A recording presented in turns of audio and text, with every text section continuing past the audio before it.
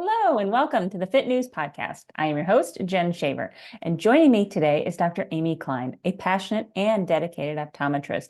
She is also the proud owner of the Eye Care Studio in Delaware, Ohio.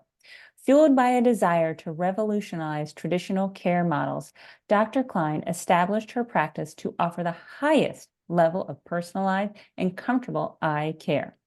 With over 15 years of clinical experience, Dr. Cline specializes in full-scope eye care with a keen focus on dry eye management, myopia control, and the treatment of ocular diseases.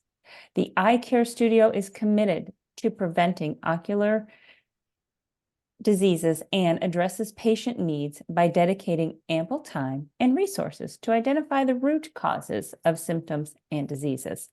Dr. Cline fully believes in the miraculous capabilities of the human body. Nurturing and supporting it, she contends, often enables us to maintain health and prevent the need for medications. Community involvement and service are integral to the practice, reflecting Dr. Cline's commitment to making a positive impact. As a self-proclaimed eye nerd, Dr. Cline is always eager to discuss the latest developments and promising advancements in the optometric world. In an ever-evolving medical landscape, there's always something new and exciting to explore and to share. Dr. Cline, thank you for taking the time to join us today. Thank you so much for having me. It's my honor. Yeah, I'm excited to chat with you about all of the, because we know that bodily systems are not just one in and of themselves, right? One thing affects another thing affects another thing. So it's all connected. Yeah, absolutely. And we see that all the time with the eyes where, things that are going on in the rest of the body all of a sudden are showing up in the eyes. And a lot of people don't connect them. So yeah. yeah. But that's what's so nice is that you have an understanding of the how it all connects, right? And especially as we are in February now, which is Heart Health Month. Yeah. Absolutely. Yeah. So one of, I think a lot of patients that have never been to an optometrist or had an eye exam before, kind of imagine when they're here is that we just go through which is better, one or two, check a prescription, maybe get them contacts if they need it. And that's about it. That's what most people picture when they think about going to the eye doctor. Right. And that is a very important part because, it helps you function and do everything you want to do day to day. But an also very important part, especially to us, is that we are doing full health screenings of the eyes, including looking at the retina.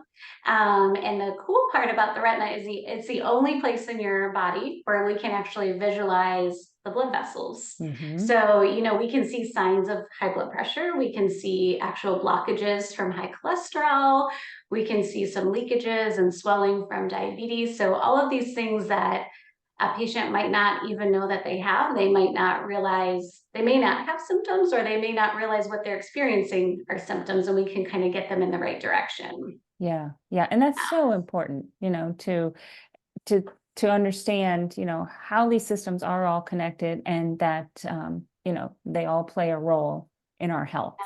Yeah, absolutely. What are some things that you notice, particularly with midlife women when they're coming into your office? Because there's a lot of changes going on in a midlife woman's body, right? Yeah. And those Absolutely. changes, again, as we said, all systems are working together. Well, they're either working together or working against each other, or some might not be working. But what are some things that you are seeing in your midlife ladies? Yeah, so the most common that we see in every midlife woman is changes to their near vision and how well their eyes can focus up close. And I always say when we have to We're holding that book some days our arms aren't long enough, right? Exactly, you got a trombone it. But yeah, and I always say whenever I have to have that conversation about first bifocal or something, I'm like, I'm half optometrist, half therapist, because it's a hard transition to make. But that's just natural. It's something that, it just changes with time. So we have a little lens inside of our eye. It has to bend to focus anything up close. Hmm. And it gets a little less flexible, much like the rest of our body.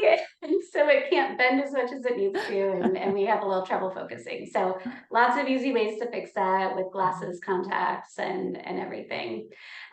Just sometimes an adjustment. So Yeah.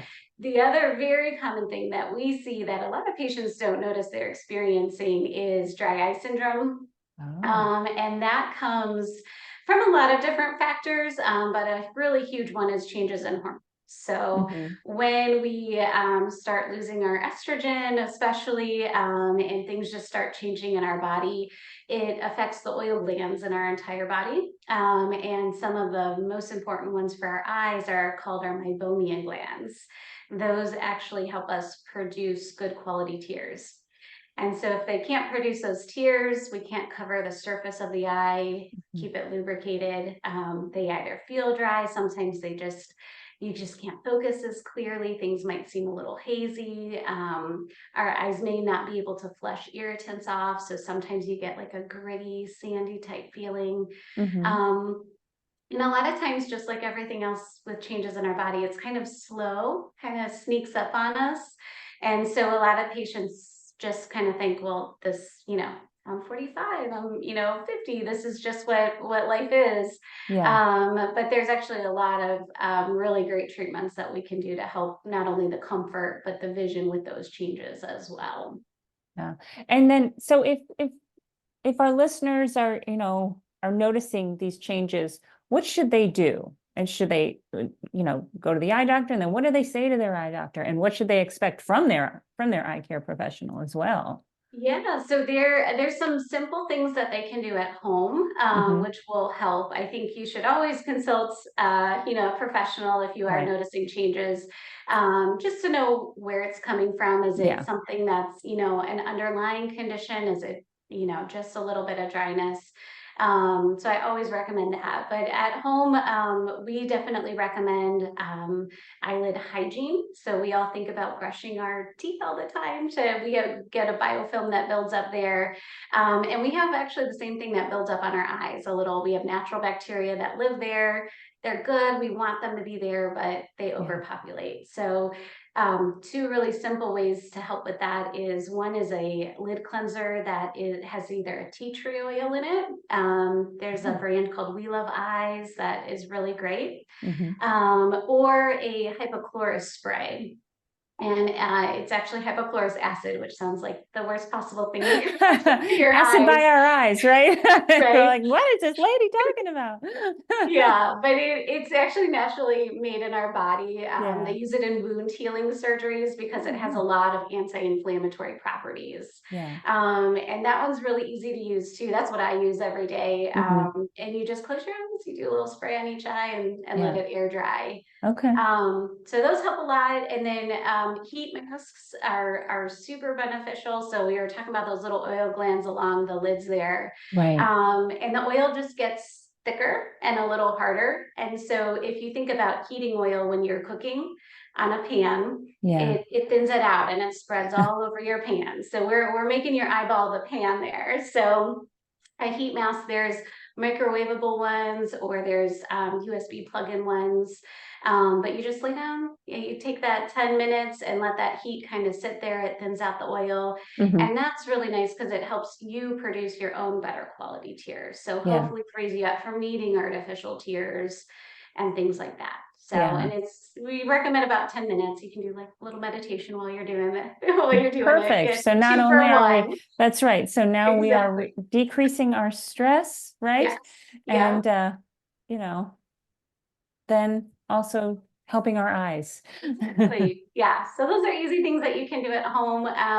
When you go to an eye doctor, depending if you see an optometrist, an ophthalmologist, if they specialize in dry eyes or not, Hmm. there's different things that they may check. One thing that everyone checks pretty much is how long your tears stay on the front surface of your eyes. So every time we blink, it resets our tears. And Mhm. ideally, we want those tears to stay nice and consistent for a good 10 seconds. That doesn't happen for a lot of us, especially when we're on the computer and not Yeah. blinking. Mhm. So that's the first kind of screening that we do is just, okay, when you blink, are your tears staying where they should be? Are they actually hydrating your eyes or are they streaming off? You know, a lot of people, I'll tell them, you have dry eye syndrome. And they're like, no, there's no possible way my eyes water all the time. And it's because their tears aren't staying where they should be. So they have tears, Oh, they have quantity, but they don't have quality of tears. okay. And then That at that's our office, interesting that you would say that because like you just said, you know, the person might not realize it because, oh no, my eyes are watering a lot or yeah, whatever. But yeah, most of them are like they don't believe me. They're like, no, yeah, I don't have dry eyes. I have two yeah. watery eyes. And then another just really important thing that we do, and anyone that specializes in dry eye syndrome is going to actually image those oil glands and see what they look like. So if Mm-hmm. there is inflammation, if you are a little more progressed in, you know, just kind of the severity of the disease, Mm-hmm. those glands will be swollen. You may even be losing some glands. And so that gives us a really good indication of, okay, where are we in this timeline? How aggressive do we need to be? What do we need to address the most? Right, right. What would be some of the dangers of not addressing dry Yes. eye? Yeah. So, I think because of its name, we Mm-hmm. technically should call it ocular surface disease because Yeah. it's the whole ocular surface, but it gets called dry eye. Everybody just thinks, oh, so my eyes will be dry. I can deal with that. But in the more progressed stages, not only are they so dry that it's a chronic pain. Yeah, So, people that have chronic back pain or knee pain, yeah. it really affects them mentally. Mm-hmm. And it becomes that way for patients with really chronic dry eyes. But it also affects the quality of their vision. When light comes in, it doesn't have a nice smooth surface to come Uh-huh. into the eye. And so everything gets blurry and hazy. Yeah, It can cause scarring. It opens you up so that you're a lot more prone to infections because you just don't have the coverage that you really should, the protection that you should. right. So those are the biggest ones. We unfortunately, with the more severe cases, really see a lot of mental health issues where Mm-hmm. there are some people that are honestly suicidal Yeah, because it impacts them so much. So yeah. luckily, not a lot of people get there, but obviously Right. we want to prevent as much of that as we possibly can. Right, right. And you know, and like you said, the good news is there are many treatments out there, Yeah. and particularly if you start early. Absolutely, yeah, and just like any other health condition, if we catch it before you even know you have it, then the treatment for it is easier, Yeah. and we can get a lot further, with simple treatments and not Hmm. having to really pull out the big guns for it. Yeah. Yeah. Yeah. What are some other things that we should be watching out for in terms of our eyes as we age? Yeah, so UV exposure is another really big one. So if you wear glasses, they likely have UV protection on Hmm. them. Hmm. You will get even better protection if you wear a hat when you're outside. But that's going to protect you from cataract formation, at least Hmm. early formation. If we all celebrate enough birthdays, we get those anyways. But Yeah. at least early formation, it protects you from macular degeneration. UV exposure on the skin is very important. Skin cancer on the eyelids is about 10% of skin cancer cases. Really? Yeah, so Wow. the skin around our eyes is just a lot thinner than the rest of our body, and so Yeah. it is impacted by the UV a lot more than other Hmm. skin areas, and it's pretty much always exposed. Yeah. So yeah, so wearing a good, eye safe sunscreen around your eyes Right. is very beneficial, and sunglasses hat when you can be outside. Hmm. So UV exposure definitely. any vascular condition, high blood pressure, high cholesterol, diabetes, all of those impact the eye, because the retina is the back lining of the eye, and it is 100% dependent on the nutrients that it gets from those blood vessels. Wow. And they're the tiniest blood vessels in our body. So if they're, anything's going to be affected, it'll be those. So Yeah. high blood pressure means that your retina doesn't get all the nutrients that it needs. High cholesterol means that, things can't flow as easily as they should. Diabetes, the higher blood sugar puts strain on those blood vessels, where they actually cause leakage in the retina, which causes scarring and permanent vision loss. So all of those, high blood pressure, high cholesterol, diabetes can very significantly cause permanent vision loss. So we're very, very careful with those patients. You always hear for diabetics to get an eye exam every year, but really anyone with any vascular condition at all really should be having those retinas checked very thoroughly. Yeah. Well, we only get one set of eyes, so. That's true. We And it's can't not, pop and them it's out and right. put And new it's ones not in. like our teeth where we could get some dentures or, dental implants. Yeah, So yeah. I'm just saying. Absolutely. I know whenever I have someone there's some patients that don't really want to admit that maybe they have something going on, or they're not Yeah. ready to, or, and I just kind of try to give them a little perspective. Like, just tomorrow, as you're going through your day, think about how much harder it would be if your vision was half as good as it is right now. Not even blind, Right. not even Right. 100% gone, but if it was Yeah. just half as good as it is right now, think about how much harder that would make your day. Yeah. And I think some of them, it helps. Yeah. Right. Yeah. You hope Yeah. so, right? Yeah. Yeah. I know that you advocate for, and nurturing and supporting the body to maintain health, as we just kind of touched on, Mhm. and to prevent diseases. But in terms of eye health, what are some key preventative strategies or lifestyle choices you recommend as we age? Yeah. So a good, healthy, non-inflammatory diet is top of the list. So, Mhm. Mediterranean diet is fantastic. Yeah. As much as you can limit inflammation in what you're consuming, Hmm. lots of other areas too, but as much as you can limit inflammation, it just, for whatever reason, if there's inflammation in the body, it pretty much always shows up in the eyes. Hmm. So if you can limit that, that makes a world of difference on those blood vessels, on dry eyes, Hmm. autoimmune conditions. Some people develop those, and extra inflammation in the body just causes flare ups and, makes everything worse there. So that means, minimizing your sugar intake, maybe paying attention to how much gluten you intake, Yeah. paying attention to alcohol intake, caffeine, things like that. I always say just drink as much water as you possibly can. That always helps. All of my dry eye patients, when they Yeah. come in for treatment, I send them home with a water bottle, and I tell them, every time you see this, think of me and drink it. Um, but omega-3s make a huge difference Hmm. in our eyes as well. So those you'll find in fish and nuts, just to balance out some of the more inflammatory Hmm. omega-6s and things like that. Yeah. In Ohio, it's a little bit harder to get good fish sometimes. Yeah. So, there are good omega-3 supplements. You just want to make sure that it's a triglyceride form Hmm. that'll be absorbed a lot better, and actually do what it's supposed to. Hmm.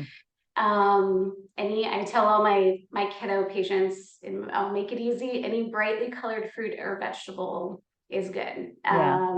They have lots of antioxidants, they have the carotens, things like that, that just really help keep everything healthy inside those eyes as well. Yeah. So as far as nutrition goes, a heart healthy diet is an eye healthy diet, Yep. basically. I love it. A heart Yeah. healthy diet is an eye healthy diet. That's Yeah, great. yeah, Yeah. yeah. And then exercise is obviously good. That helps our whole vascular system. It decreases stress and cortisol, Yeah. which also adds extra inflammation.